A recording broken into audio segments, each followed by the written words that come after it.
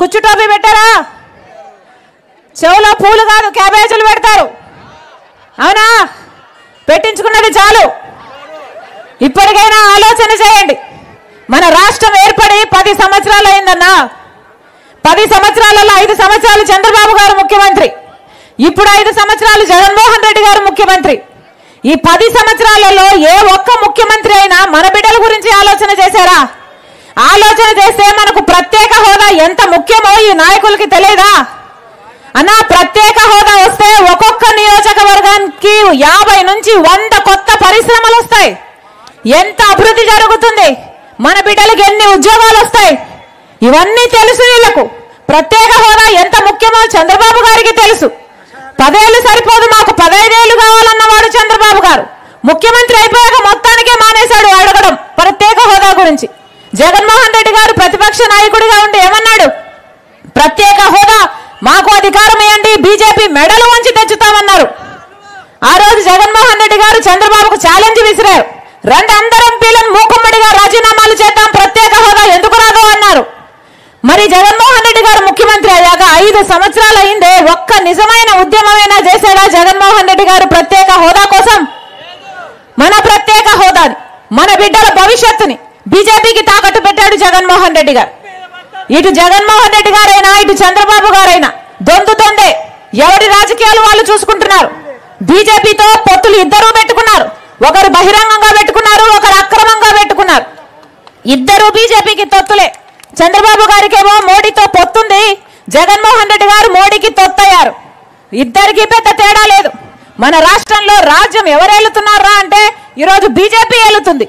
ఎందుకంటే ఒక పక్క పాలక పక్షం, ఒక పక్క ప్రతిపక్షం, ఇద్దరు బీజేపీ కొంగు పట్టుకునే తిరుగుతున్నారు.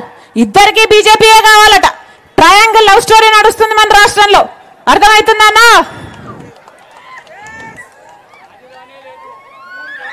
రాజధాని పెద్ద ఆయన అంటున్నారు, రాజధాని ఏమైందమ్మా అని. ఏమైంది? రాజధాని ఉందానా? చంద్రబాబు గారు 5 సంవత్సరాలు ముఖ్యమంత్రిగా ఉన్నారు. హైదరాబాద్ నేనే కట్టాను అన్నాడు. ఇక్కడ బ్రహ్మాండమైన రాజధాని కడతానన్నాడు. సింగపూర్ను తలపిస్తానన్నాడు. తీరా అధికారం ఇస్తే 5 సంవత్సరాలలో ఏం చేశాడు? 3D గ్రాఫిక్స్ ఒక సినిమా చూపించాడు. అమరావతి లేదు, భ్రమరావతి ఇచ్చాడు చంద్రబాబు గారు. జగన్మోహన్ రెడ్డి గారు ముఖ్యమంత్రి అయ్యారు. ఈయనకు 1 సరిపోలేదు, 3 కావాలన్నాడు.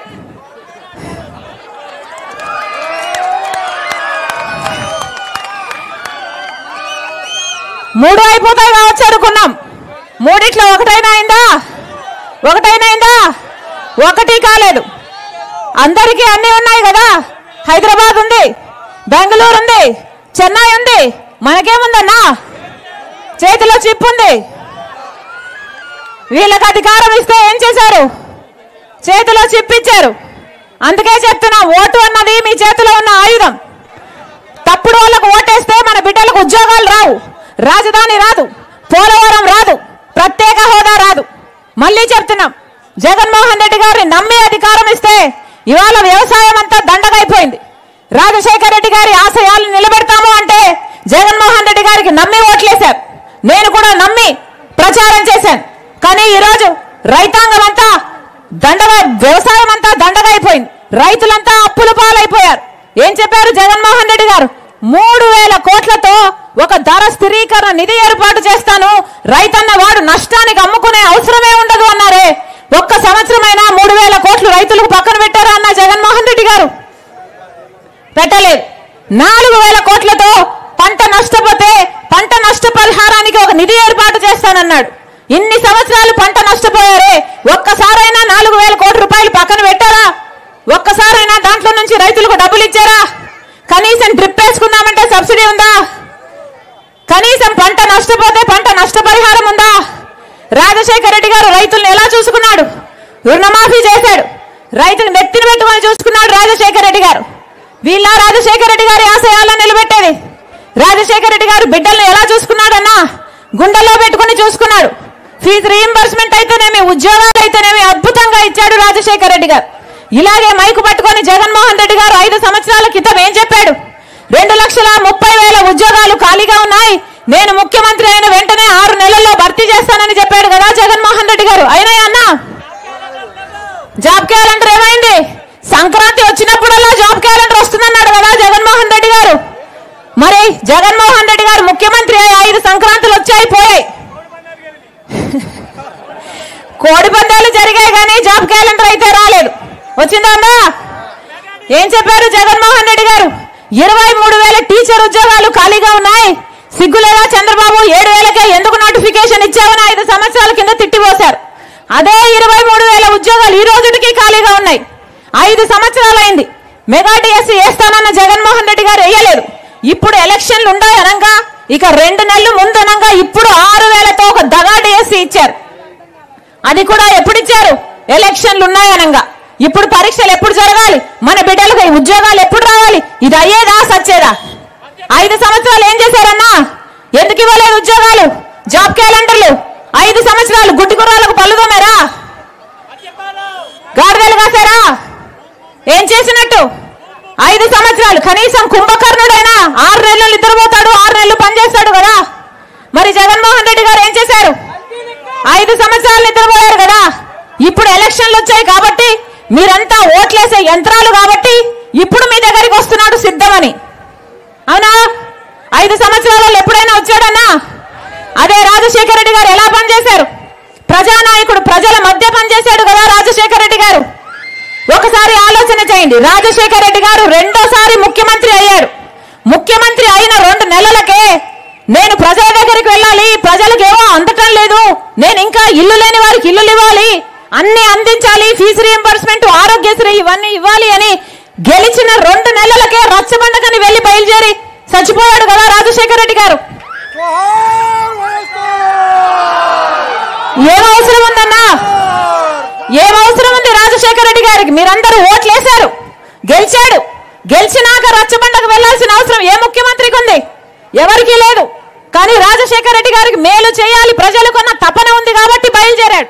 బయలుదేరి ప్రజల కోసం వెళ్ళాడు కాబట్టి చచ్చిపోయాడు. అలా ఉందా ఇప్పుడు పరిస్థితి? ప్రజా దర్బార్లో రాజశేఖర రెడ్డి గారు రోజుకు ఎంతమందిని కలిసేవాడు? 1000 మందిని కలిసేవాడు. మరి ఇప్పుడు జగన్మోహన్ రెడ్డి గారు ఆయన ఆశయాలను నిలబెడతానని చెప్తున్నవాడు. కనీసం ఆయన మంత్రులకి, ఎమ్మెల్యేలకి అపాయింట్మెంట్ లేదు. ఇంకా మీకు దిక్కెక్కడ ఉంటుంది? 5 సంవత్సరాలు ఎప్పుడైనా కనిపించారా? ఎప్పుడూ రాలేదు. ఇప్పుడు ఎలక్షన్లు వచ్చాయి కాబట్టి సిద్ధమని ఇప్పుడు బయలుదేరుతున్నారు. దేనికి సిద్ధం అన్నా? ఒకసారి ఆలోచించండి. దేనికి సిద్ధం? మళ్ళీ 8 లక్షల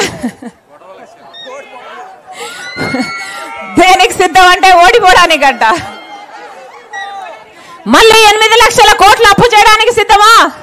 మళ్ళీ బీజేపీ పార్టీతో అక్రమ పొత్తు పెట్టుకోవడానికి సిద్ధమా? మళ్ళీ బీజేపీ పార్టీకి మన స్పెషల్ స్టేటస్, మన పోలవరము, మన రాజధాని, మన బిడ్డల ప్రయోజనాలను తాకట్టు పెట్టడానికి సిద్ధమా? మళ్ళీ 20 లక్షల ఇల్లులు కడతానని చెప్పి మోసం చేయడానికి సిద్ధమా? మళ్ళీ పూర్తి మద్యపాన నిషేధం చేస్తామని చెప్పి మళ్ళీ మోసం చేయడానికి సిద్ధమా? పూర్తి మద్యపాన నిషేధం చేస్తానన్నారా లేదా? ఇప్పుడు ఏమైతుంది? మద్యపాన నిషేధం చేయకపోగా సర్కారే మద్యం అమ్ముతుంది. ఏమమ్ముతుంది? భూమట, స్పెషల్ స్టేటస్ అట, డిఎస్సీ అట, క్యాపిటల్ అట. వీళ్ళు అమ్మిందే కొనాలట. వీళ్ళు ఎంత కమ్మితే అంతకే కొనాలట. పక్కన 60 రూపాయలు ఉంది, పక్క రాష్ట్రాల్లో ఇక్కడ 250 ఉంటే అంతకే కొనాలట.